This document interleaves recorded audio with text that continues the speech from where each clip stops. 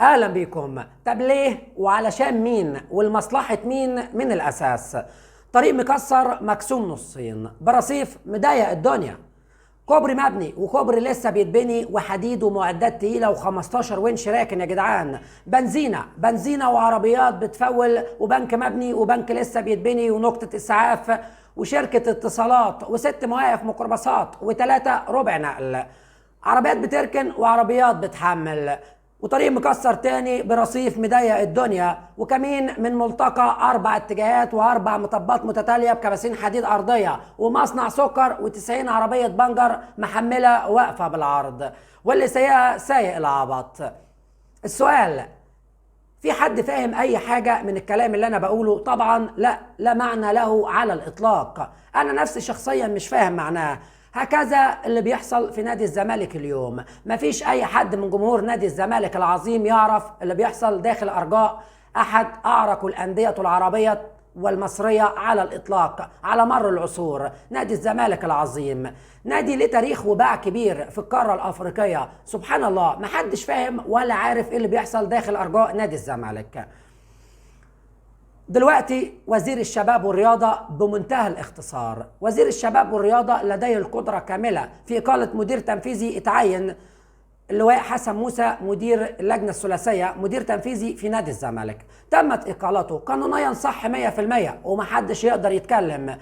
جمهور الزمالك ما عندوش مشكلة ما دام فيها حتة قانونية وناحية قانونية. المشكلة عندنا احنا كجمهور نادي الزمالك، عايزين نعرف ليه من الأساس ليه تتم إقالة اللواء حسن موسى اللي جه وقعد أسبوع فقط في نادي الزمالك العظيم، نظف النادي من أعوان مرتضى منصور من المنتفعين ومن الفاسدين، نظف نادي الزمالك من أعوان مرتضى منصور والوصول لحل مشكلة القيد، وعدم كمان تقسيط غرامة كهرباء والكلام على وصول لرعاة جدد للفريق. مش كده كمان وبس، ده كان في كلام كمان عن الصفقات الجديدة.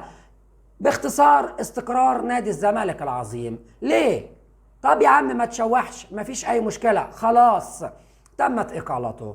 باي منطق او عدل او مساواة، باي منطق يتم تعيين بدلا منه عماد مصطفى البناني المنتمي اساسا للنادي الاهلي؟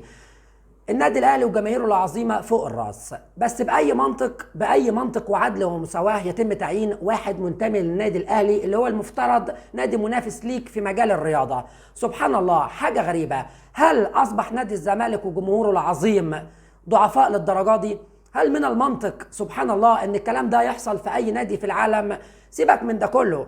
هل دلوقتي احنا وصلنا في نادي الزمالك العظيم لهذا الوضع العبثي اللي احنا بنشوفه؟ حاجة في منتهى الغرابة. هل وزير الرياضة سعيد باللي بيحصل من الزمالك دلوقتي واللي بيحصل داخل ارجاء نادي الزمالك؟ حاجة غريبة. لو انتوا عايزين نقفل نادي الزمالك اقفلوه، ريحونا وريحوا دماغكم وريحونا ونبقى عرفنا الفولة فيها ايه، لا اما توضحوا لنا ايه اللي بيحصل بالظبط.